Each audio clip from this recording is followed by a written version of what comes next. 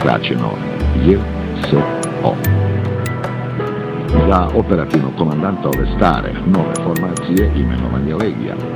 On je kao Akanov zamjenik zapao Stanišiću i Zenkiju za oko još za vreme operacije Pauk. Pored toga, Legija je u istočnoj Slavoniji, dok je rat trajao, uvežbavao supergrupu unutar jedinice kao superformacije. Zvali su se Super Tigrovi. Sve što je naučio u Legiji stranaca, Legija je primenio u Super Tigrovima.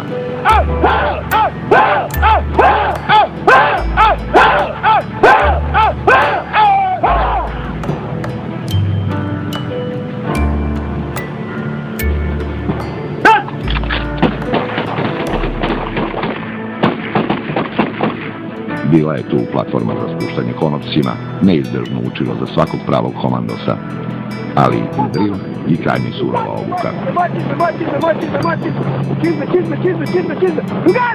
Legija je posebno pazio na scenske efekte.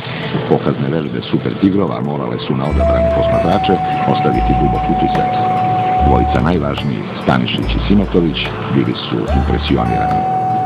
U novoformirani JSO Kninski je deo jedinice uneo crvenu beretku, a Legija iz svojih Super Tigrova sve ostalo.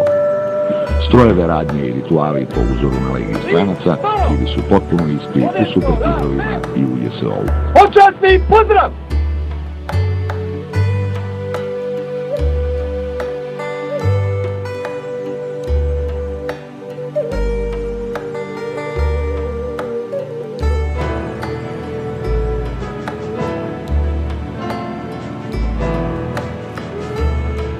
Počasni pozdrav!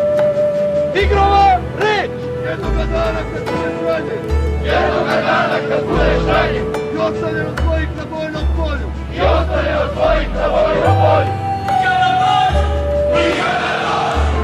Neprijateljske žene, tresteni psi! Neprijateljske žene, tresteni psi! Da te rastavlju na komade! Da te rastavlju na komade!